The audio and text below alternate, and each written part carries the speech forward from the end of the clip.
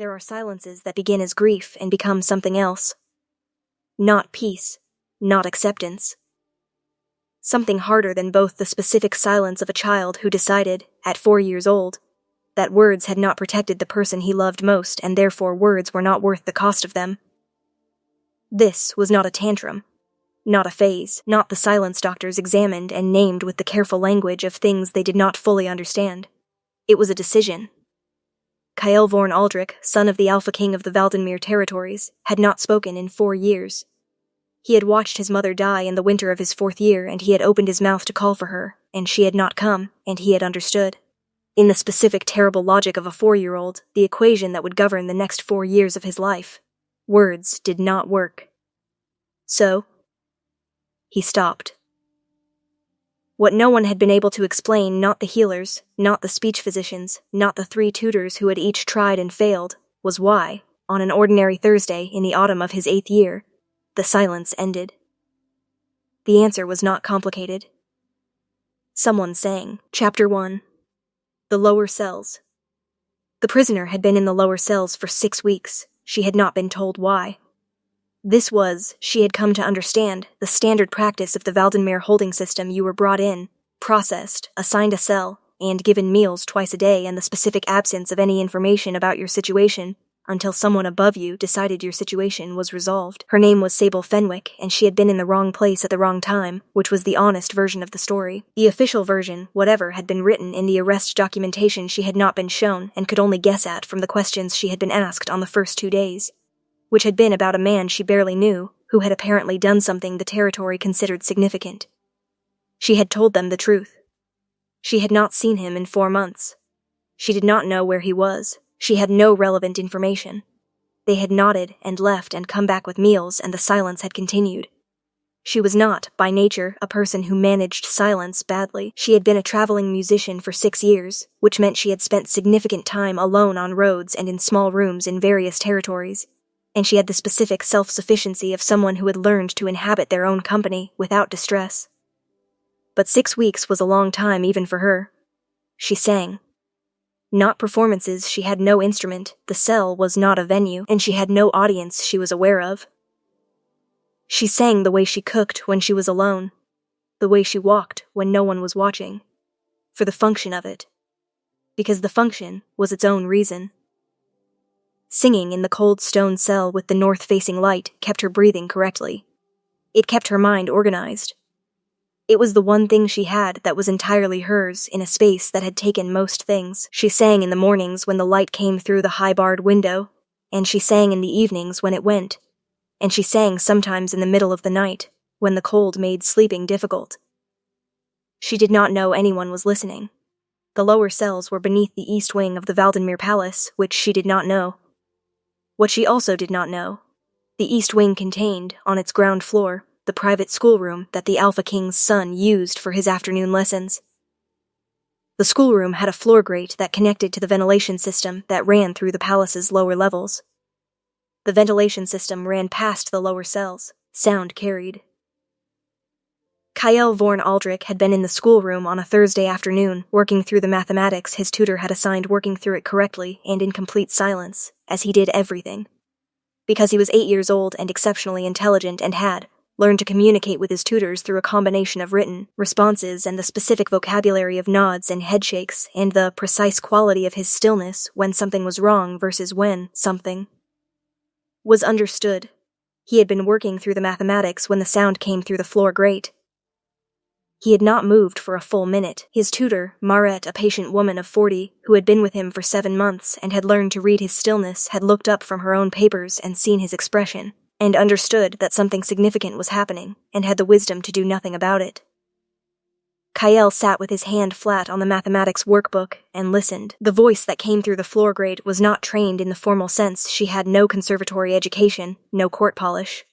It was something else. The voice of someone who had been singing for a long time because singing was necessary rather than because it was performed. It had the specific quality of a thing done from genuine need. She was singing something he did not recognize, a traveling song, probably the kind that moved through territories on the road and accumulated verses from every place it stopped. The melody was simple. The voice was not. He listened for 11 minutes. He counted. When it stopped, he sat very still for a long time. Merritt watched him from the corner of her eye and continued to do nothing, which was the correct choice. That evening, at dinner, Kyle sat across from his father, the Alpha King of the Valdenmere territories, Davin Aldrich Vorn, who ate with his son every evening without exception, because this was the commitment he had made when his wife died and he intended to keep it, and he did not eat. He looked at his plate. He looked at his father. He wrote on the small notepad he carried everywhere, tore the page out, and pushed it across the table. Who is in the lower cells? Devon looked at the note. He looked at his son. He had learned across 4 years not to show the specific quality of hope that arrived whenever Kyle engaged with something, because the engagement was not a cure, not a step, not a progression the healers could chart. It was just Kyle being interested in something, which was its own complete thing. Several people, he said carefully. Why? Kyle wrote again, pushed it across. There is a woman who sings. Davin held the note. Yes, he said. There may be. Another note. I want to know her name. Chapter 2. The name. Paulus, the palace's administrative steward, who knew every occupant of every room in the building including the lower cells, delivered the information the next morning. Sable Fenwick. Davin read from the file. 29. Traveling musician. Brought in 6 weeks ago in connection with the Halvern smuggling inquiry. She was interviewed twice. Her statements are consistent, and there is no evidence connecting her to the actual operation. He looked at Paulus. Why is she still here? Paulus had the expression of someone who had been waiting to be asked this. The inquiry lead classified her as a retained witness pending further investigation, he said. The further investigation has not been scheduled. It's been 6 weeks. Devon said. Yes, Paulus said. Davin looked at the file. He looked at the note his son had left on the dinner table, which he had brought to the morning briefing without fully understanding why. I want to know her name. The inquiry lead, Davin said. Who authorized the retention? Council member Voss, Paulus said carefully. Davin set down the file. He thought about Voss, who had been on the council for 11 years and who had a specific habit of using the administrative machinery of governance for purposes that were adjacent to but not identical with the stated purpose. He thought about 6 weeks and no scheduled follow-up, and a woman in a cold cell who sang in the mornings because it was the function she had left. Release her, he said. Paulus nodded. Today, Davin said. Yes, sir, and Paulus. He picked up the file again. What instrument does she play? Paulus looked at the intake documentation. 3, he said. Lute, recorder, and he looked more closely. A regional instrument from the Eastern Territories. A dulcimer variant. Davin held the file. He thought about his son's note. He thought about Kyle sitting at the dinner table with the stillness that meant something had moved inside him and writing a question he had not asked in 4 years because questions required caring about the answer. He thought, carefully. Do this carefully. When she's released, he said, bring her to Hestry's office. Don't tell her why, just ask her to wait. Paulus looked at him. Please, Davin added. He had learned, across 4 years of a son who did not speak, that please was a word that still did significant work when you meant it. Chapter 3. The release. Sable Fenwick had been in the cell long enough that being walked out of it felt wrong. Not because she wanted to stay, she did not want to stay. She had been counting the days with a small system of marks on the cell wall's lower corner that the guards either hadn't noticed or hadn't cared about, but 6 weeks of a small space produced the specific bodily adjustment of someone who had recalibrated their sense of what normal felt like.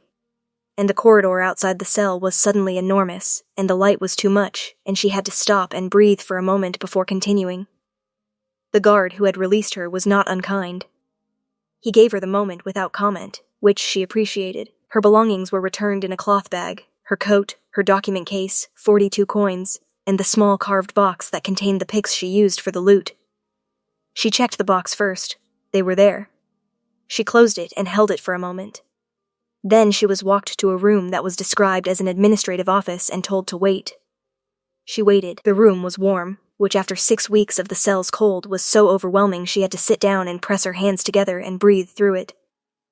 A maid brought tea without being asked. Sable wrapped both hands around the cup and thought about what came next, which was the specific practical thinking she did when she was afraid and refused to perform the fear. She had her coat and her picks and 42 coins. The Halvern inquiry apparently had nothing on her. She would need a place to sleep tonight, which in a city she did not know well meant finding the Travelers' District. The door opened. The man who came in was she assembled the picture with the quick efficiency that was her standard approach, tall, dark-haired, with the jaw of someone who governed things, and the eyes of someone who had been governing them alone for a long time. No rank markers, but she had been in enough territories to recognize authority that didn't need announcing. He was also carrying a file, which he set on the table between them without opening it. He sat across from her. "Sable Fenwick," he said. "Yes," she said. "My name is Devon Vorn." He held her gaze. "I want to apologize for the 6 weeks." She looked at him. "The Alpha King," she said. Yes, she considered this. "You're apologizing personally," she said, "not through an administrative channel." "Yes," he said. "Why?" she said. He held her gaze steadily, because the retention was not justified, and the delay in reviewing it was my oversight, and I prefer to address my oversights directly. He paused. "Also because I want to ask you something, and it seemed wrong to ask without the apology first." She looked at her tea. She looked at him. "What do you want to ask?" she said. He said, "The lower cells have a ventilation connection to the east wing. You've been singing in the mornings." She was very still. "Yes," she said carefully. "My son heard you," he said. He said it simply, without the specific weight of performance that people sometimes applied to the subject of Kyle. "Just a fact," offered plainly. "How old?" she said. 8, she wrapped both hands around the cup. "Is he all right?" she said, not the question she had expected herself to ask. She had expected herself to ask what this had to do with her. But something about the way he had said "my son heard you" produced the other question first. Devon looked at her for a moment. The quality of his expression shifted, not the administrative authority, something underneath it. "He doesn't speak," he said. "He hasn't spoken in 4 years." He held her gaze. "He heard you sing yesterday, and last night he asked me, in writing, who you were." He paused. "That's the first question he's asked me about another person in 4 years." The room was quiet. She looked at her hands on the cup. "What did you tell him?" she said. "Your name," he said. "Just that." She thought about the cell and the mornings and the singing that was for function, not audience. She thought about a child she had never met, who had heard it through a floor grate and written a question he had not asked in 4 years. "What are you asking?" she said. He held her gaze. "I don't know yet," he said. It came out honestly, without the management of someone with a prepared position. "I wanted to meet you first." She looked at him for a long moment. She thought about 42 coins and the Travelers' District and the specific arithmetic of what she had and what came next. "I have nowhere particular to be tonight," she said. He nodded once. Not with relief, with the specific quality of someone receiving information carefully. "I'll have a room prepared," he said. "You're not obligated to anything. The release is unconditional." "I know, and the question, when I have it," he said, "will be a question, not a requirement." She looked at him. She thought, this is a man who has been very careful about the difference between those two things for a long time. All right. Chapter 4. Kyle, she met him on the Saturday. Not arranged, exactly. She had been given a room in the guest wing and told the palace's geography and left to her own schedule, which she had spent mostly in the palace's eastern courtyard, because it had good acoustics and she needed to play. The lute had been in her document case for 6 weeks, and her hands needed the instrument back. She was sitting on the low wall of the eastern courtyard on a Saturday morning, playing through scales, not performing, just finding her way back into the instrument, reacquainting her fingers with the strings when she heard the footstep. She looked up. A boy was standing at the courtyard's edge. Dark-haired, his father's jaw already forming in the structure of his face, with eyes that were, she noted, this immediately doing significant work. Not the unfocused wandering of a child who had arrived somewhere by accident. The specific attending quality of someone who had come here on purpose and was now assessing what he found. She kept playing. Not because she was ignoring him, because stopping felt wrong, Felt like the wrong kind. The same instinct she had with the cliff birds in the Eastern Territories. You let them come to you. You did not move toward them. She played the scale through. She played it again. He came 3 steps into the courtyard. He stopped. She shifted to a melody, the traveling song she had been singing in the cell, which seemed appropriate. She did not sing it. Just the melody, played on the lute, soft. He came another 3 steps. She kept playing. He sat down on the wall 2 feet from her, with the deliberateness of someone making a specific decision about proximity. He had a small notepad in his hand and a pen. He did not open the notepad. She played through the melody once. Twice, on the 3rd time through she let it slow and stop naturally, the way a conversation paused rather than ended. He looked at her. She said, "I'm Sable." He opened the notepad, wrote, turned it to face her. "I know. I'm Kyle, I know," she said. He looked at her. Something in his expression, not quite amusement, the precursor of it, the machinery under it. She looked at the lute. "Do you want to hear something specific?" she said. "Or should I just play?" He wrote, "Play the one from the morning." She looked at him. "You heard that far?" she said. "The great carries sound." "I've been told," she said. She settled the lute. She played the morning song, the one she had been singing in the cell, for function, for breathing, for the organizational effect of melody on a mind that needed structure. She played it straight through, all 4 verses, and this time, she watched him from the periphery, while she sang the professional attention that was always present when she performed, the tracking of the room's response. He was very still. Not the polite stillness of an audience performing attention, the complete stillness of someone receiving something that was going directly past their defenses into the actual substance of them. She finished. He was quiet for a moment, then he wrote, and it took longer than the previous notes. She could see him choosing words with care. He turned the notepad. "When you sing it sounds like my mother used to sound in the kitchen. Not the same song, just the same reason for singing." She held this. She held it carefully because it was fragile in the specific way of true things that had been kept for a long time before being given to someone. "What was her reason?" she said. Not presuming. "Asking," he wrote, "because the house needed the sound." She said a house needed sound the way a garden needed rain. Not to perform, just to be alive. She looked at the lute in her hands. "That's why I sing in the mornings," she said.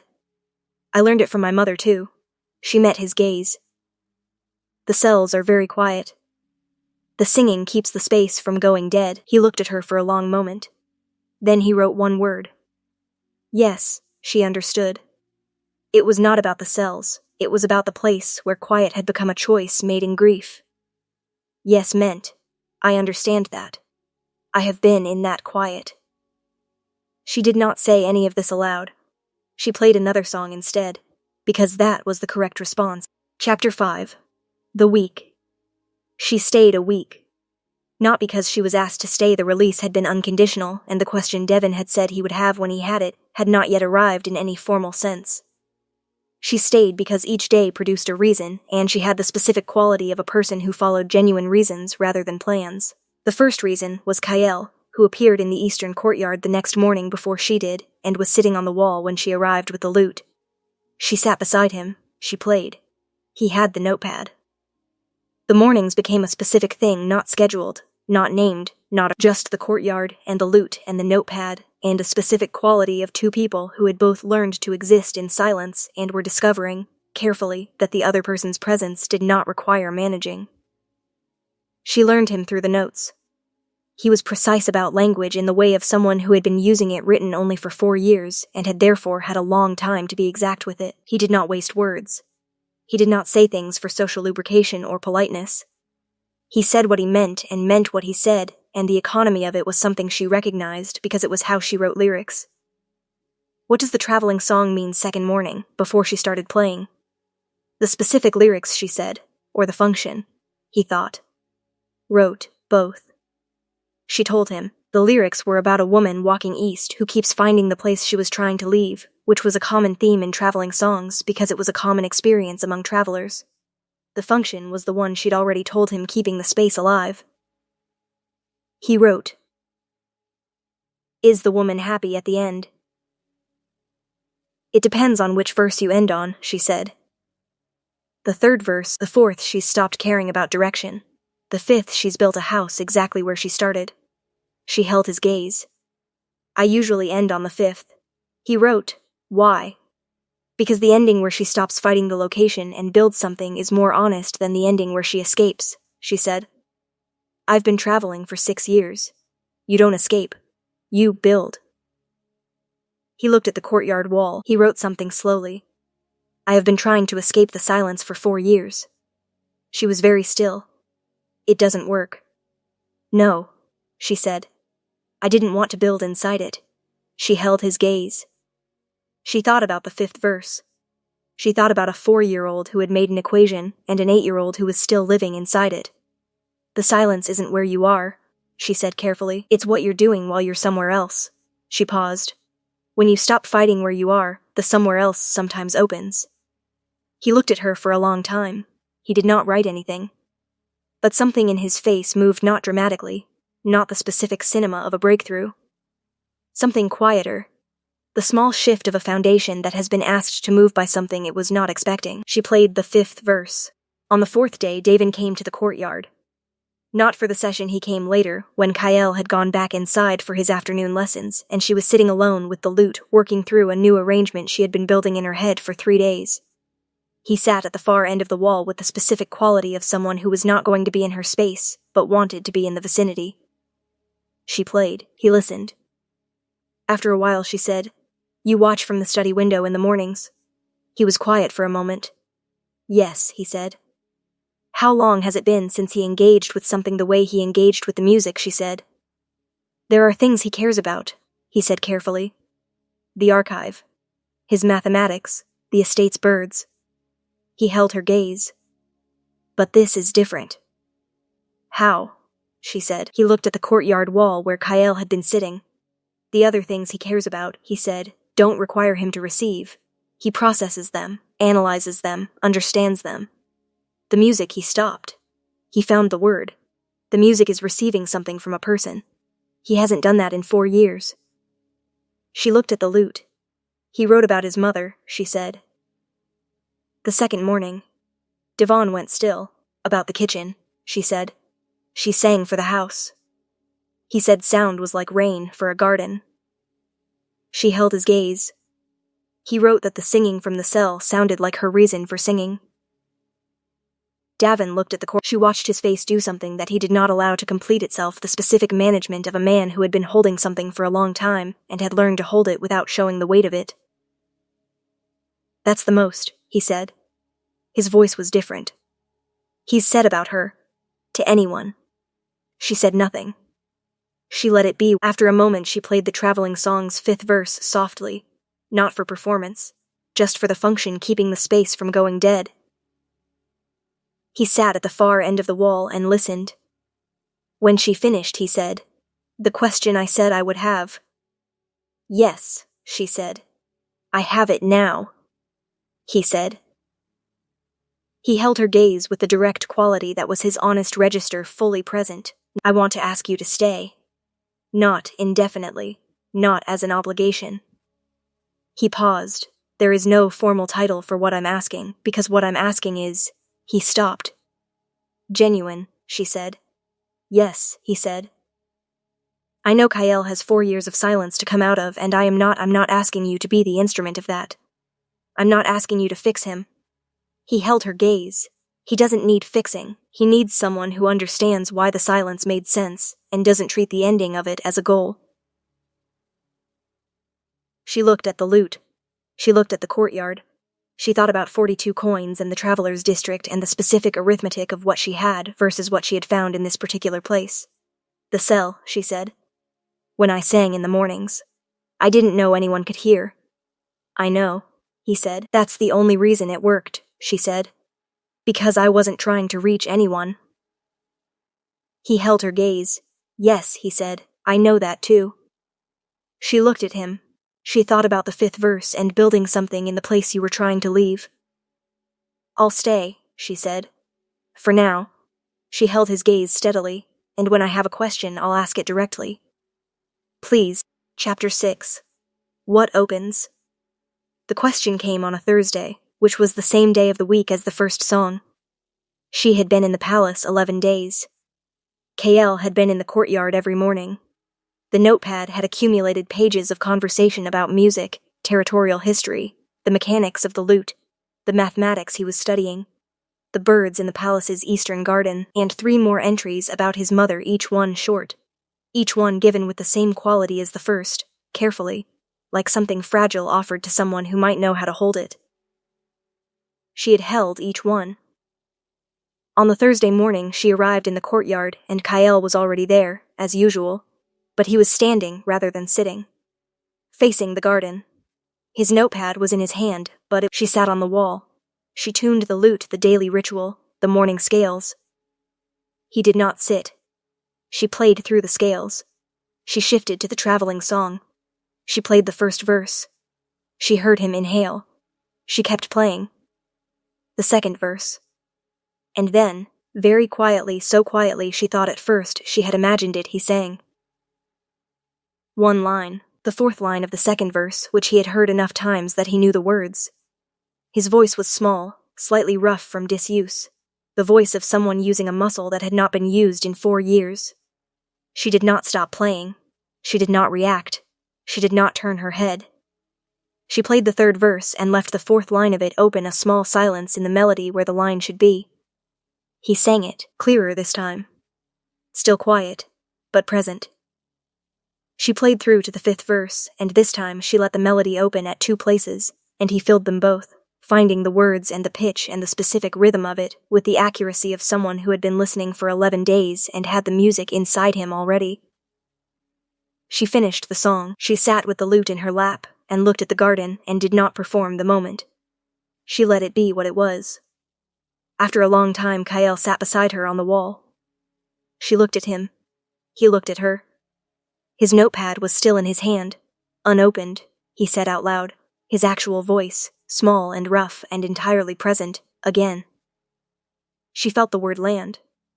She did not show it landing. She held it carefully and looked at the lute and said, "From the first verse?" "Yes," he said. She played from the first verse. This time, he sang from the beginning. She found Devon in the study at the midday hour. She had not planned what she was going to say. She knocked, and he said enter, and she came in and looked at him behind his desk with the governance papers and the weight of the territory and the 4 years in his face. She said, "He spoke this morning." Devon's hands went still on the papers. "In the courtyard," she said. He sang. Then he asked me to play it again. She held his gaze. He said 1 word first. Again, the room was very quiet. She watched Davon's face do the thing it had been managing against for 4 years, the thing held back, held down, held in the specific tight container of a man who had learned that hope was a resource to be conserved, because it had been expended before, and the expenditure had not been returned. He breathed. She said, "I'm not telling you it's finished or fixed, I'm telling you what happened this morning." "I know," he said. His voice was different, "I know that." She looked at the study window, the east, facing one that looked over the courtyard. "He's down there now," she said, "with the lute. I left it with him." She held his gaze. "He's not playing it, he's just holding it." Davon stood. He went to the window. She watched him look down at the courtyard where his son sat on the wall with a lute he couldn't play and the morning light coming through the eastern garden. She looked at Davon's face in profile. She had been building the map of this household for 11 days. She was precise about maps. The map she had built told her things she had not been asked to observe and had observed anyway because it was not possible for her to stop observing. She had a question. She had said she would ask it directly. "Your wife," she said. "Did she sing?" He turned from the window. "Yes," he said. "And after she died," she said carefully, "the house went quiet." He held her gaze. "Yes," he said. She thought about Kael's note. A house needed sound the way a garden needed rain. She thought about 4 years of a child who had made an equation and an estate that had been running in the absence of the thing that made it alive. "He's not the only one who stopped," she said. "Not an accusation. An observation." Devon looked at her for a long time. "No," he said. "He's not." She nodded. She looked at the lute, she said. "He'll want to learn it eventually. The instrument, I mean.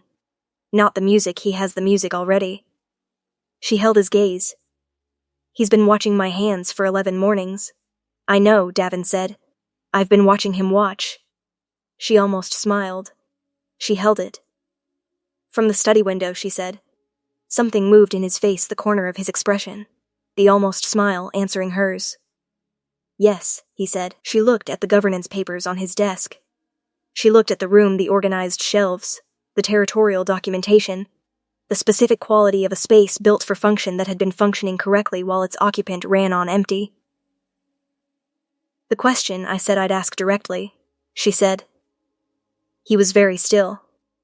Not today, she said. I don't have it fully yet. She met his gaze. All right, he said. She went back to the courtyard. Kyle was still sitting on the wall with the lute. He looked up when she came back. She sat beside him. She took the lute and played the beginning of a simple chord she had been thinking about teaching him for 3 days. She showed him where to put his fingers. He placed them carefully, with the precision she had come to expect. She played It was not beautiful. It was rough and slightly off and entirely correct. Chapter 7. The Almost. 3 weeks in, something shifted. Not in Kyle. Kyle was opening in the specific way of something that had always been ready and had only needed the right conditions. The words were coming back slowly, selectively, with the economy of someone who had been precise about language for 4 years and had not lost the precision. He spoke to her. He had spoken once to Moret, his tutor, which Moret had reported to Devon with the professional calm of someone who had been keeping her reaction carefully managed since the morning of the first word. The shift was in Sable herself. She had been a traveler for 6 years. 6 years of knowing that the specific quality of arrival, the specific warmth of a place becoming familiar, was the thing you held loosely, was the thing that cost you least if you held it loosely enough. She had been precise about this. She had been very good at it. She was no longer good at it. The courtyard in the mornings. The lute lesson on Tuesdays and Fridays, Kyle learning the chord shapes with his father's jaw set and his mother's reason, the conversations with Davon that had been short and practical in the first week and longer and less practical in the second and third. The specific migration of their talks from the question of Kyle toward the territory and the archive records she had been reading out of genuine interest, and his response to her interest, which was to bring her more records and stay to talk about them. She noticed when she was it was a diagnostic skill she had developed early. Happiness was information. She was happy here. This was the problem. On a Wednesday evening, in the 3rd week, she was in the guest wing corridor with her coat on and her canvas bag over her shoulder and 42 coins, plus the 6 weeks' official compensation the palace had paid her, which was considerably more than 4. She had been standing in the corridor for 12 minutes. She heard the step. She knew it. 3 weeks of building maps meant she knew every step in this palace. Devon came around the corridor's end and stopped when he saw her. He looked at the coat. The bag. He did not say anything. She looked at him. I was going to leave tonight, she said. I know, he said. How, she said. Because you've been happy for 2 weeks, he said, and happiness makes you uncomfortable. He held her gaze. You've been finding reasons to be elsewhere in the evenings. You've been less present in the courtyard. He paused. You were going to leave before I asked the question. She held his gaze. What question? She said. The one I've been forming for 3 weeks, he said. The one that corresponds to the one you said you'd ask me directly. She looked at the corridor. She thought about 6 years of traveling and the specific arithmetic of holding things loosely enough not to pay for them when they ended. The thing is, she said. She stopped. Tell me, he said. She looked at him. I'm not afraid of this place, she said. I'm afraid of what I'll do if I stay, and it ends. She met his gaze.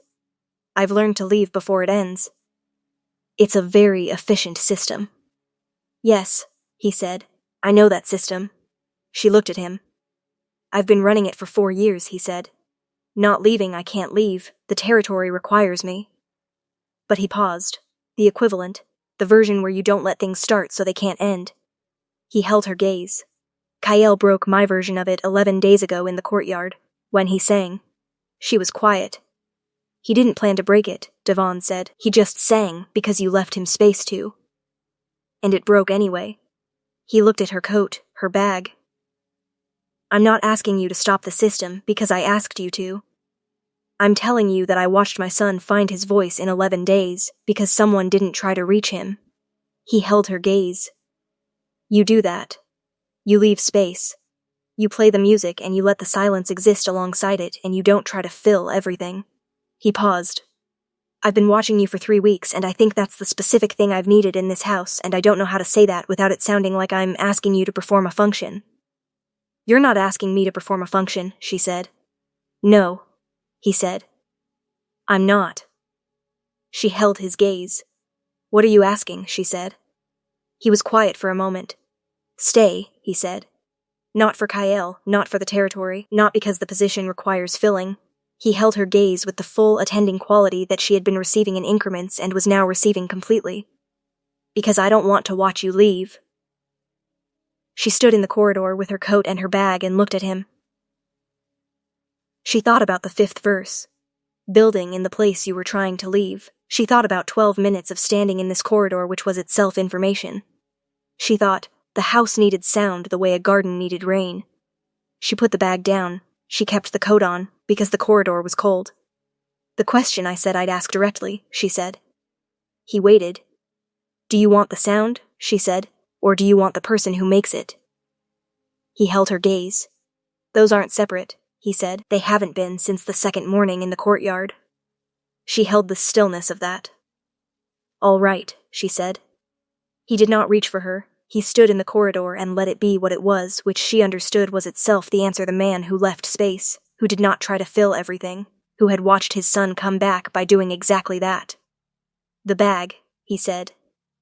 Let me have it. Your room is, I know where my room is. She said. Yes, he said. He almost smiled. The full version, brief and specific. You've been building the map for 3 weeks. 22 days, she said. Yes, he said. I know. Epilogue. 1 year later. The Lute had a home now. Not the guest room. Sable had moved out of the guest room in the 2nd month when the East Wing's music room had been opened, aired, and furnished with the specific practical efficiency of someone who had decided where things belonged and put them there. The Lute lived on the wall mount she had installed herself because the palace had not had one, and she had asked the carpenter for the specifications and built it correctly. She was in the music room on a Thursday morning in the autumn, which was still, without being named, the day when the important things happened. She was working on an arrangement, something new, built from the traveling song's melody but opened out, given room. The 4th and 5th verses extended into something that